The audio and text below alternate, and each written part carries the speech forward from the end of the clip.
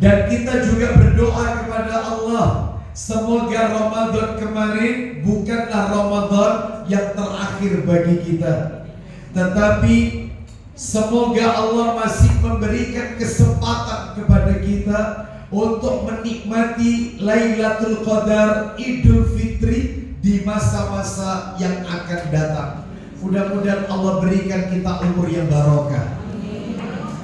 Ibu-ibu sekalian, Majelis Taklim An-Nisa rahimani wa rahimakumullah, pada pagi hari ini tema kajian kita, saya akan menyampaikan tentang hablum minallah, hablum minan nas. Hablum minallah, menjaga hubungan baik dengan Allah. Hablum minan nas, menjaga hubungan baik dengan sesama manusia. Maka sebelum materi ini kami sampaikan lebih jauh, hari ini untuk mengawali kajian, saya akan menyampaikan dua dalil terlebih dahulu, dua hadis Nabi terlebih dahulu sebagai kata pengantar, muqaddimah. Setelah itu nanti kita masuk materi inti kita. Saya awali dengan dua hadis Nabi terlebih dahulu, kata pengantar, muqaddimah. Apa itu dua hadis tersebut? Yang pertama, ibu-ibu sekalian, hadis yang diriwayatkan oleh Imam Muslim. Saya yakin ibu-ibu sering mendengar hadis ini. Bahkan banyak sekali di antara para asatidzah, guru-guru kita, ustadz kita atau ustadzah yang sering menyinggung hadis ini. Saya yakin ibu-ibu pernah dengar hadis ini. Apa itu ustadz hadisnya? Saya bacakan. Hadisnya riwayat Muslim dari sahabat Abu Hurairah radhiyallahu anhu. Dia berkata, Rasulullah sallallahu alaihi wasallam, beliau bersabda. Kita dengarkan sabdanya. Nabi melontarkan pertanyaan kepada para sahabat, atadruna mal muflis? Tahukah kalian siapakah orang bangkrut, orang pailit itu? Siapa orang pailit, orang bangkrut itu? Bu, mohon maaf, sebelum hadisnya tak lanjutkan, saya yakin kalau ibu-ibu ditanya orang dengan pertanyaan seperti ini, orang bangkrut itu siapa? Saya yakin jawaban ibu-ibu persis seperti jawabannya para sahabat. Ibu-ibu tahu jawabannya para sahabat waktu itu ketika ditanya oleh Nabi. Para sahabat menjawab, qalu, mereka para sahabat menjawab, al-muflisu fina man la dirhamalahu wala mata'. Kata para sahabat, orang bangkrut, orang pailit itu wahai Rasulullah, orang yang tidak punya harta, orang yang tidak punya uang, orang yang tidak punya apa-apa, yaitu wong bangkrut, wong pailit, ya seperti itu wahai Rasulullah. Saya yakin ibu-ibu juga jawabnya begitu. Kalau ditanya oleh orang, siapa orang bangkrut? Orang yang gak punya uang, gak punya harta, gak punya apa-apa. Ternyata jawaban Nabi bukan. Ibu-ibu tahu jawaban Nabi, orang bangkrut, orang pailit itu siapa? Qala, Nabi menjawab, innal muflisa min ummati. Loh, apa kata Nabi? Sesungguhnya orang bangkrut, orang pailit dari umatku. Kita ini umat Nabi loh. Tapi kita berdoa mudah-mudahan kita gak masuk kategori ini. Cuma Nabi mengatakan umatku. Mudah-mudahan bukan termasuk kita. Mudah-mudahan. Siapa kalau begitu? Umatnya Nabi yang pailit, yang bangkrut. Kata Nabi, ya'ti yaumal qiyamah bisolatin wasiyamin wazakatin, yaitu umatku yang nanti pada hari kiamat mereka membawa pahala sholat, membawa pahala puasa, membawa pahala zakat. Wong soleh berarti orang ini ahli ibadah, berarti wong pahalanya banyak, sholatnya banyak, puasanya banyak, zakatnya akeh banyak, berarti orang soleh. Tapi belum titik, hadisnya masih koma. Apa kata Nabi? Ya'ti, kata Nabi, waqad syatama hadza, tetapi di sisi lain dia juga bawa dosa. Dosa apa? Syatamahada, dosa pernah memaki orang. Jadi ternyata ya rajin sholat, rajin puasa, rajin zakat, ya rajin memaki orang. Terus apa lagi? Wa qadafahada, dosa pernah menfitnah, menuduh orang tanpa bukti. Tuh. Masih kurang, belum cukup. Apa kata Nabi melanjutkan? Wa akala malahada, dosa pernah makan hartanya orang, korupsi dan yang lainnya. Terus dosa apa lagi? Wasafaka damahada, dosa pernah menghilangkan nyawa orang, entah begal, entah macam-macam sudah. Terus dosa apa lagi? Wadorobahada, dosa pernah memukul orang, mukul fisiknya sama mukul hatinya orang. Lisannya suka nyakiti hati orang. Yo sholat, yo poso, yo zakat, tapi suka negosip, suka menfitnah. Ya. Lah terus gimana jalan ceritanya? Saya lanjutkan hadisnya. Fayuqtahada min hasanatihi wa hada min hasanatihi. Maka satu persatu amal kebaikannya diambil oleh Allah untuk diberikan kepada orang-orang yang dia zalimi. Salatnya, puasanya, zakatnya dipreteli, diambil satu persatu oleh Allah, diberikan orang-orang yang dia sakiti. Terus apa kata Nabi berikutnya? Fa in faniyat hasanatuhu qabla an yaqdiya ma alaihi ukhida min khatayahum faturihat alaihi. Kalau amal kebaikannya itu habis, sementara orang yang menuntut balas karena dia zalimi masih banyak yang nuntut, maka yang Allah terapkan berikutnya, dosanya orang-orang yang dia sakiti diambil, diberikan kepada orang tersebut. Faturiha finnar, lalu dia dilemparkan ke dalam neraka. Rajin sholat, rajin puasa, rajin zakat, namun tetap tidak dapat tiket ke surga. Kenapa? Cacat hablum minannasnya. Secara ritual soleh, secara sosial tidak soleh. Makanya kan banyak orang itu di masyarakat kita, Bu, soleh secara ritual tapi tidak soleh secara sosial. Vertikalnya bagus, horizontalnya cacat. Sama Allah 5 waktu di masjid, baca Quran hatam sebulan sekali, tapi sama tetangga ambil tonggo mesti gak beres. Maka yang kayak begini jangan harap masuk surga, mustahil. Itu hadis nomor 1. Hadis nomor 2, ini belum masuk materi, ini belum masuk materi. Ini masih mukadimah, saya bacakan 2 hadis kan. Ya, kita awal. Yang kedua, ibu-ibu, tidak kalah hebatnya. Yang kedua adalah hadis riwayat Imam Ahmad. Bisa kita dapatkan hadis ini dalam kitab Shahih Targhib wa Tarhib, nomornya 2560. Ya, begini bunyinya. Dari Abu Hurairah juga sama. Dari Abu Hurairah radhiyallahu an, dia berkata, qala rajulun, seorang laki-laki berkata kepada Nabi. Jadi Abu Hurairah menceritakan ada laki-laki tanya kepada Nabi. Begini pertanyaannya. Ya Rasulullah, inna fulanata. Loh, berarti perempuan Ustaz, fulanata. Iya, kalau laki-laki kan fulan. Lah ini fulana, berarti perempuan. Yang dibahas ini sekarang hadis nomor 2, perempuan. Kita dengarkan ya, saya ulang. Qala rajulun, seseorang berkata kepada Nabi, ya Rasulullah, inna fulanata tudkaru min kasrati salatiha wa sadaqatiha wa siyamiha.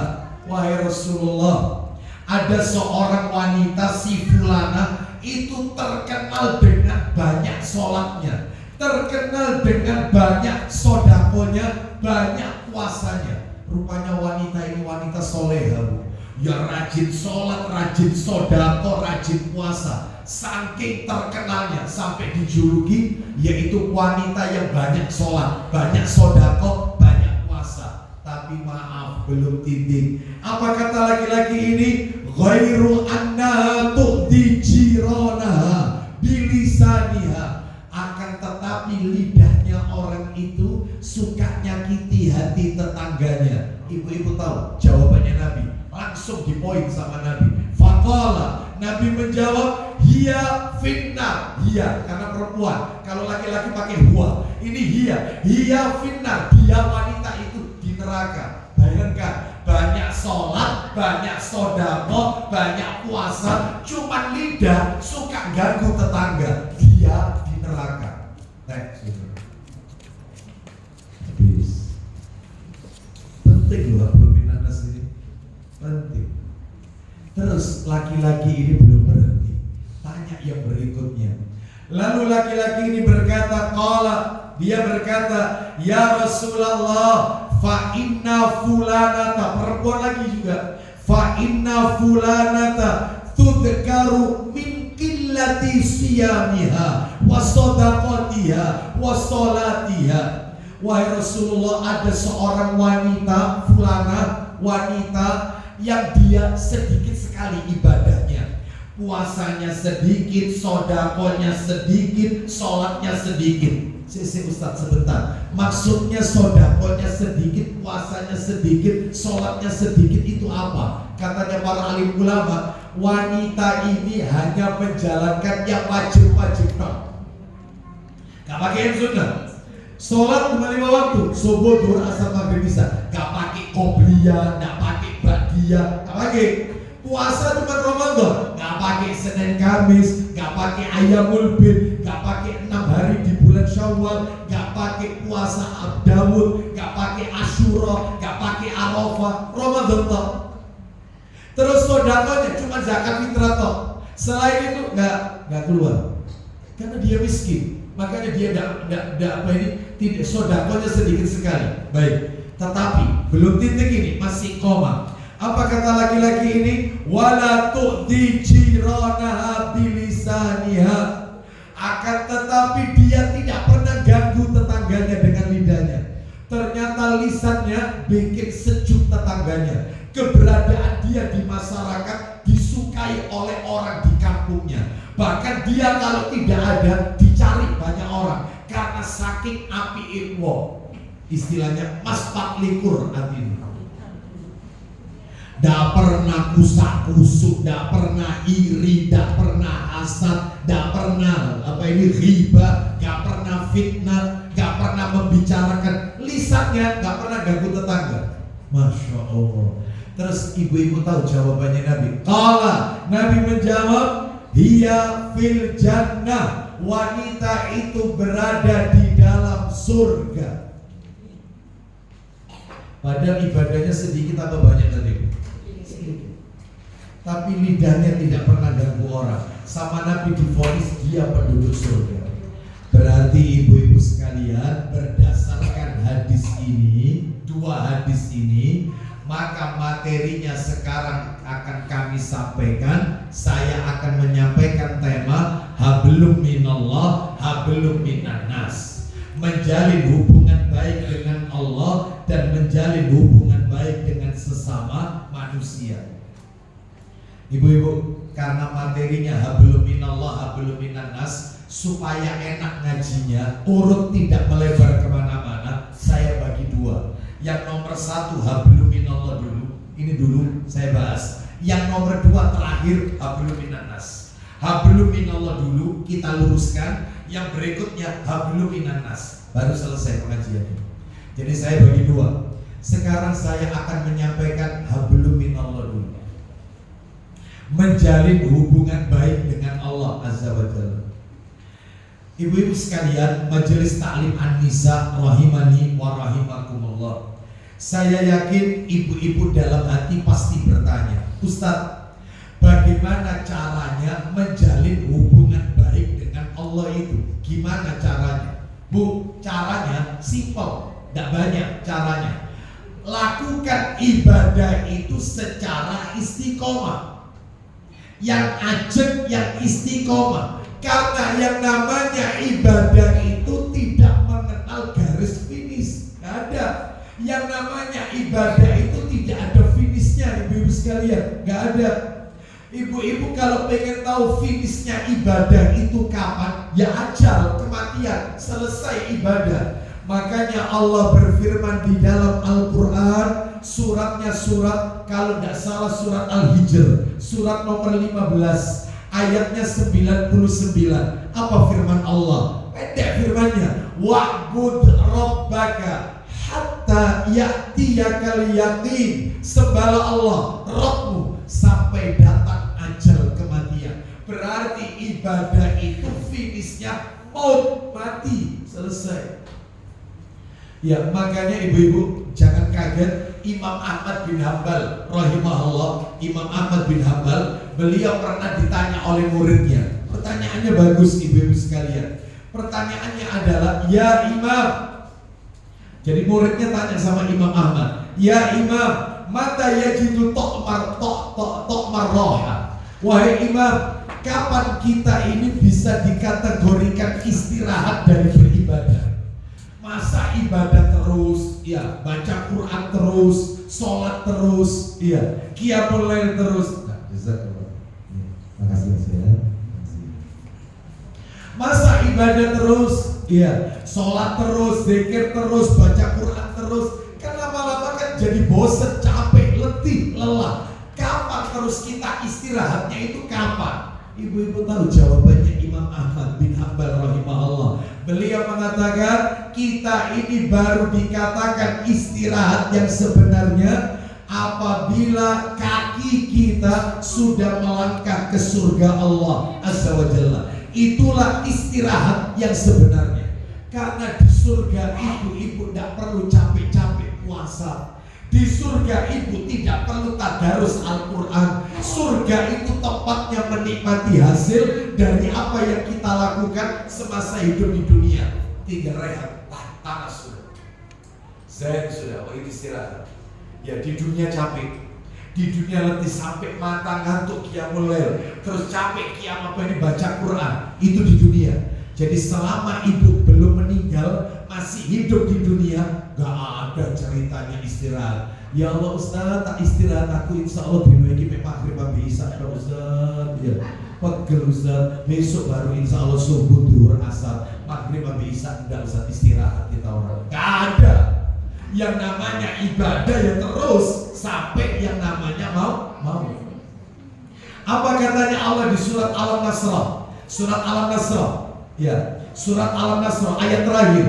Fa'idha faraghta fansab wa ila rabbika farghab. Apabila kalian telah menyelesaikan satu urusan ibadah, maka kerjakan urusan ibadah berikutnya. Jadi tidak ada finishnya, terus ibadah, tidak ada berhentinya. Makanya katanya para alim ulama, disebutkan di dalam kitab Lataiful Ma'arif, ya, Lataiful Ma'arif karyanya Ibnu Rajab Al-Hambali rahimahullah, beliau mengatakan, kunu rabbaniyin wala takunu ramadhaniyin. Jadilah kalian hamba-hamba Allah yang rabbani, jangan menjadi hamba-hamba yang ramadhani. Maksudnya hamba rabbani itu apa Ustaz? Hamba rabbani itu ya beribadah terus, gak kenal putus. Sedangkan hamba yang ramadhani ibadahnya cuma Ramadan tok. Jadi ketika Ramadan, Masya Allah, begitu Ramadan lewat, kendor, luntur lagi ibadahnya, lentur lagi. Maka ini bukan orang yang baik. Bu, katanya para alim ulama. Apa kata para ulama? Laisal idu liman labisal jadid, innamal idu liman ta'atuhu tazid. Idul Fitri itu bukan miliknya orang yang bajunya baru, bukan. Tetapi Idul Fitri itu miliknya orang-orang yang ketaatannya terus bertambah, yaitu Idul Fitri. Makanya ibu-ibu kalau pengen tahu, Ustaz gimana caranya bisa tahu Ustaz ya? saya, Ramadan saya kemarin diterima oleh Allah ataukah tidak? Kemarin Ramadan saya dapat Lailatul Qadar atau tidak? Ya apa Ustaz ya cara untuk mengetahuinya? Gampang. Caranya gimana? Ayo perhatikan perkataannya Al-Hafiz Ibnu Rajab Al-Hambali rahimahullah dalam kitab Lataiful Ma'arif halamannya halaman 393. Beliau rahimahullah mengatakan man amila ta'atan minat ta'ati wa faragha minha. Barang siapa yang mengerjakan amalan-amalan ketaatan dan dia telah selesai, Ramadan sudah lewat, sudah selesai. Wis 30 hari, nutup, sudah selesai. Selesai kan? Belum kelar ini. Apa kata beliau? Fa'alamatu qabuliha an yasilaha bi ta'atin ukhra. Maka tanda diterimanya amalan Ramadan itu oleh Allah diterima apabila dia mengerjakan ketaatan setelah Ramadan.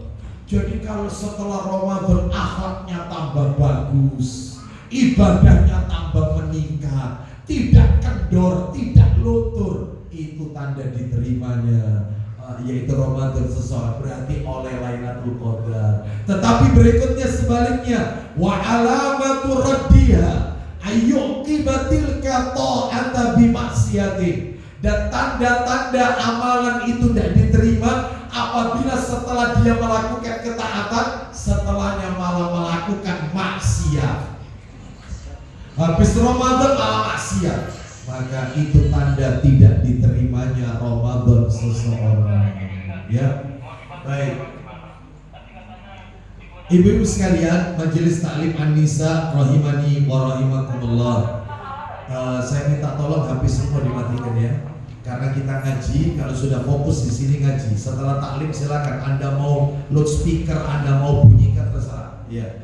Jadi jangan ada hal-hal lain. Ini majelisnya majelis yang dimuliakan oleh Allah. Malaikat rahmat turun di majelis taklim itu, Bu. Ya, ini bukan rapat RT. Rapat RT bukan majelis taklim. Tidak apa-apa Anda ribut. Tapi kalau majelis taklim, maka tolong dihargai, bukan menghargai ustadznya. Tapi ini majelis yang kata Nabi taman-taman surga, majelis taklim ini.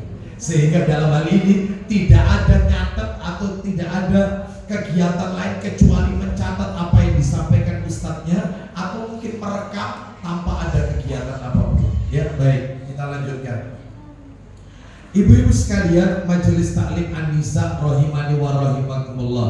Jadi ini menunjukkan tentang hablum minallah. Hablum minallah tidak putus sampai kemudian kita wafat menghadap Allah. Ya, kita berdoa kepada Allah. Semoga Allah memberikan keistiqomahan kepada kita.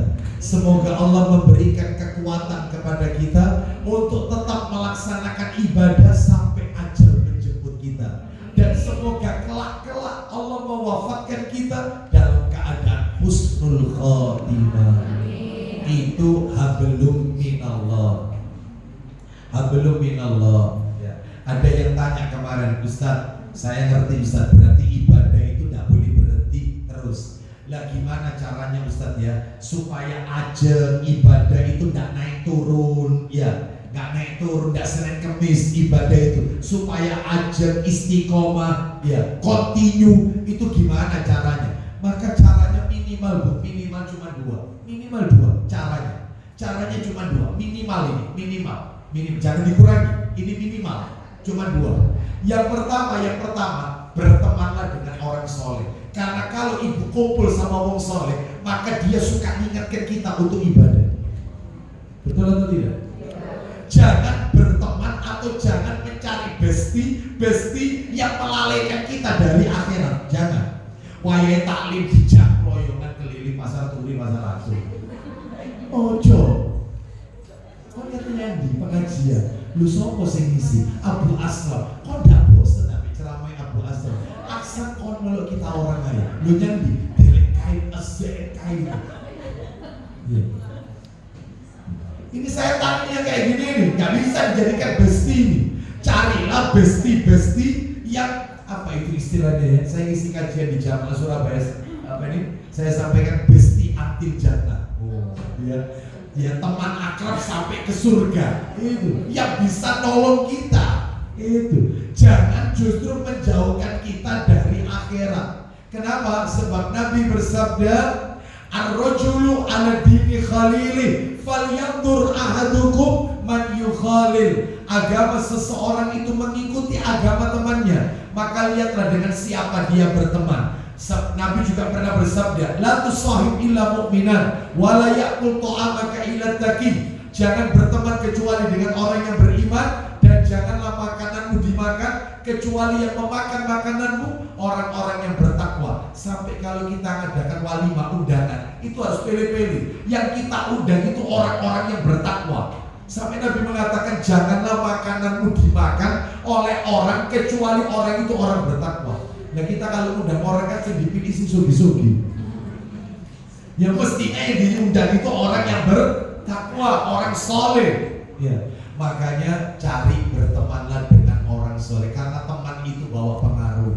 Itu resep pertama supaya istiqomah, supaya tidak naik turun imannya, supaya istiqomah ajak ibadahnya. Yang kedua, Bu, kalau bisa ibu-ibu kalau melakukan amal ibadah yang sesuai kemampuan saja, Bu. Sesuai kemampuan, jangan memperberat. Kenapa? Karena Rasulullah Sallallahu Alaihi Wasallam beliau pernah bersabda, ya apa kata Nabi? Karena ahabul a'mali ilallah adwamuha wa itqallah. Amalan yang paling dicintai oleh Allah itu yang istiqomah meskipun sedikit, titik tapi ne'ajak, itu dicintai oleh Allah daripada banyak setelah itu gak dilakukan lagi.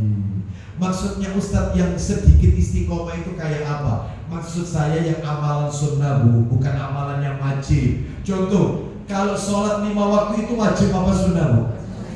Ya jadi kurangi. Aku insya Allah Ustadz kuatku insya Allah maghrib sampai isya dong. Ya nggak bisa. Iya. Insya Allah Ustadz Ramadan itu akan kuat Ustadz cuma 5 hari sesuai kemampuan Ustadz. Ya enggak lah. Ya, yang namanya Ramadan ya sebulan penuh. Maksud saya itu yang amalan sunnah. Contoh, ada orang bilang begini sama saya, Ustadz, saya ini Ustadz kalau tiap malam tahajud tak kuat Ustadz. Anak ini Ustadz pulangnya malam-malam, kerja anak ini Ustadz sip-sipan, sehingga nanti kalau sudah malam mesti kelewat kerina. Gak iso tahajud itu istiqomah. Lah Anda bisanya apa? Nek Senin Kemis kuat Ustadz. Nah itu aja Ustadz. Meskipun Anda tidak tahajud kamu, tapi Senin Kemis sampai mati terus. Karena tiap orang ini beda-beda kemampuannya, betul atau tidak? Beda-beda. Ada orang itu, Ustadz saya kalau Senin Kemis gak kuat, saya itu kena penyakit lambung Ustadz, kena GERD saya ini. Kalau puasa itu kadang-kadang kumat Ustadz. Lah kalau Ramadan, alhamdulillah kalau Allah kasih kekuatan. Tapi nek poso sunnah, ini kok ya cek berarti. Lah ibu mampunya apa? Saya mampunya itu Ustadz zikir pagi petang. Wis iku tok aja. Gitu.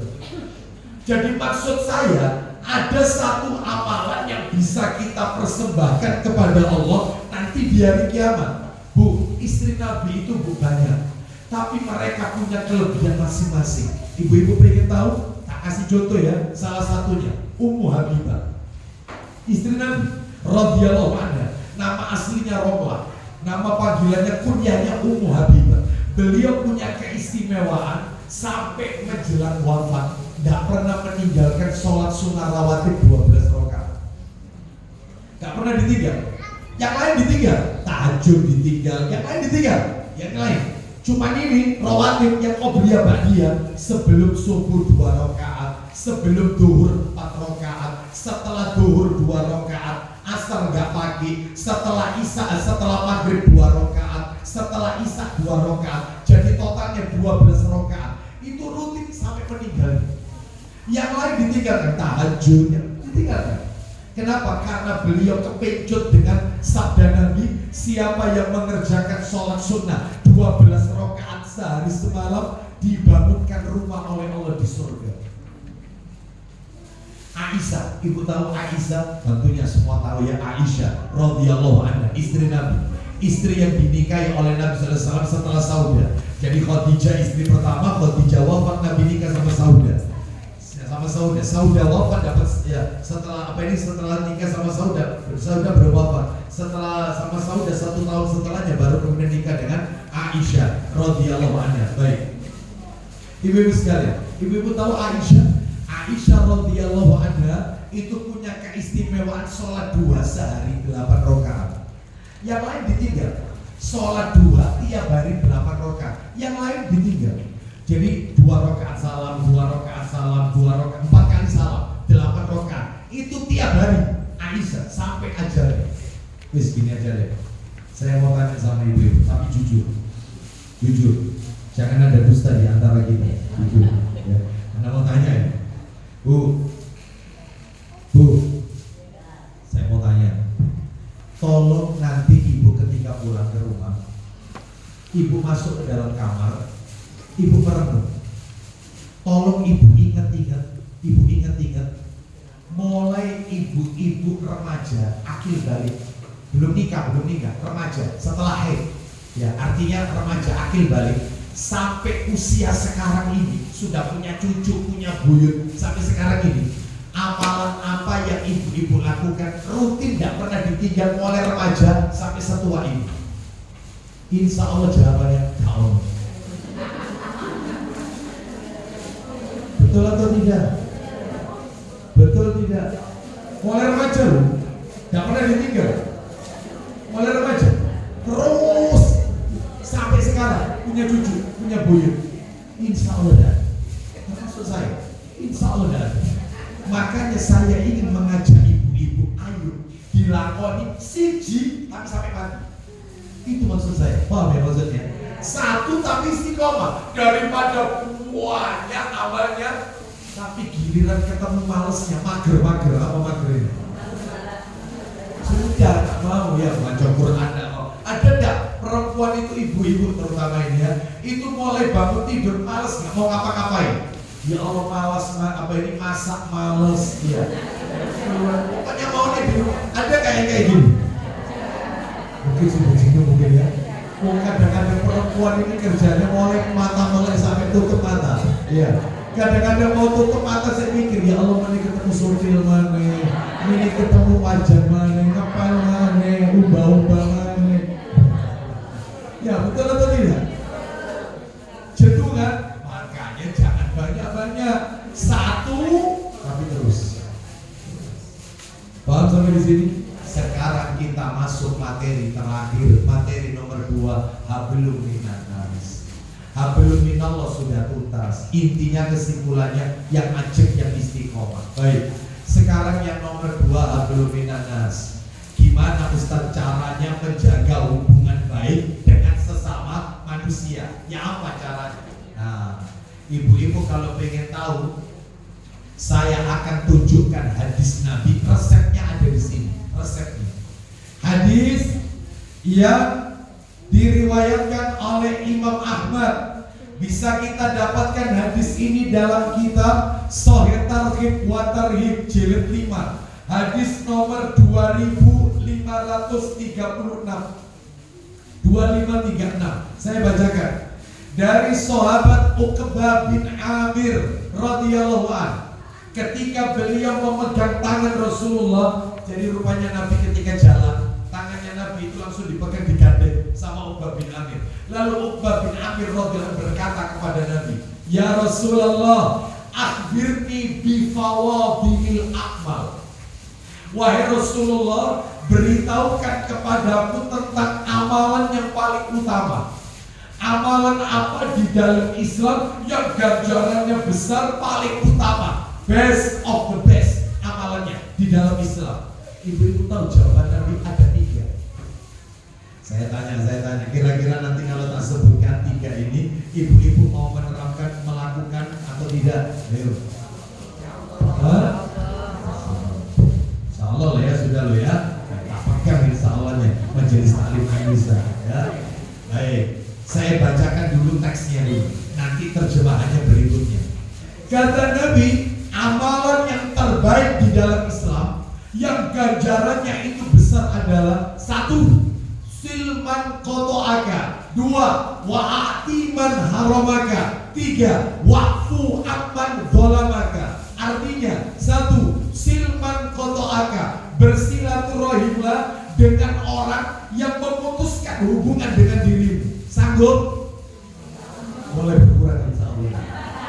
Mulai berkurang, kakek tadi mulai berkurang. Abot ini berat enggak? Berat.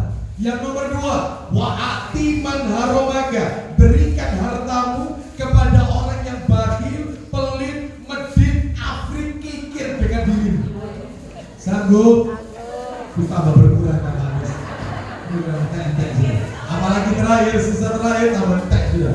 Yang ketiga, wa'fu amman dzalamaka, maafkan orang-orang yang menyakiti hatimu.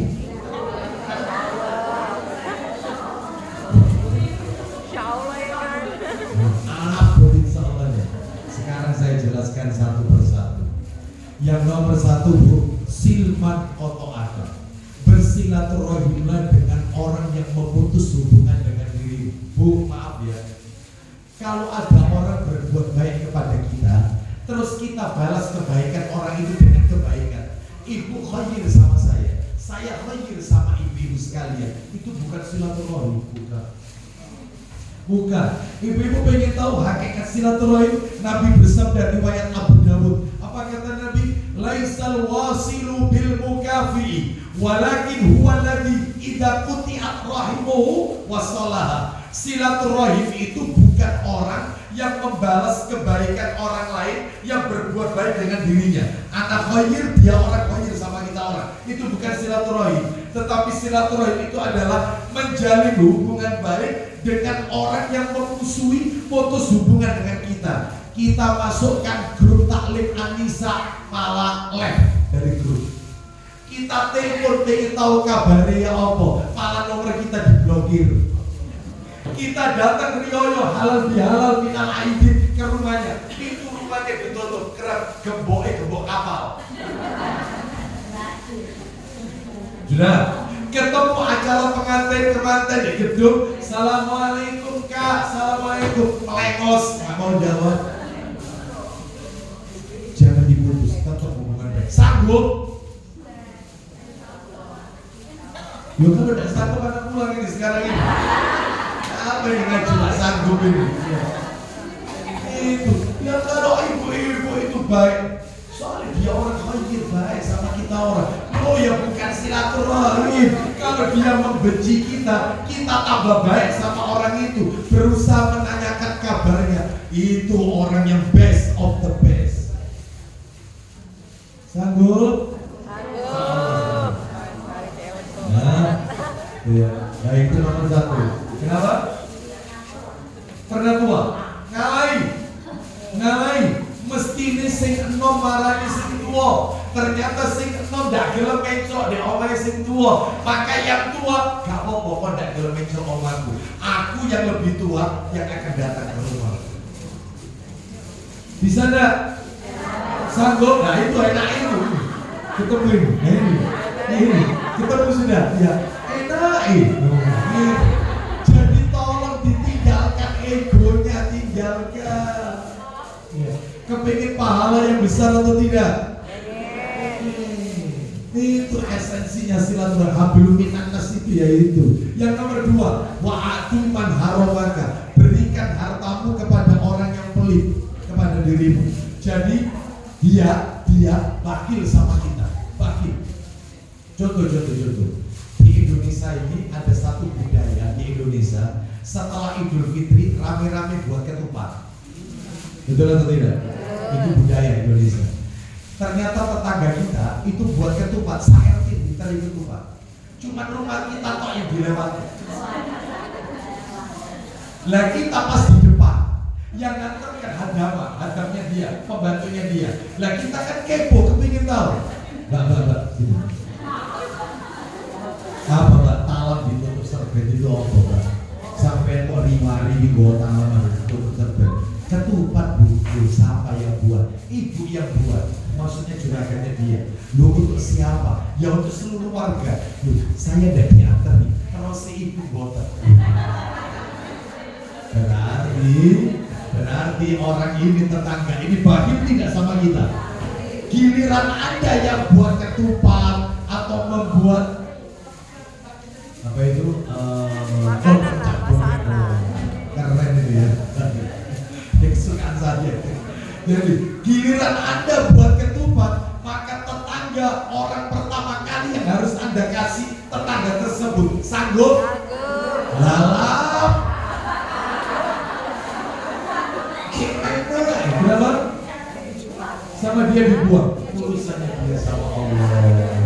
Yang penting Anda tetap memuliakan, berbuat baik. Berikan hartamu kepada orang yang baik. Bu, mohon maaf, Nabi pernah bersabda, Anda akan kaget kalau dengar sabda Nabi ini. Apa kata Nabi?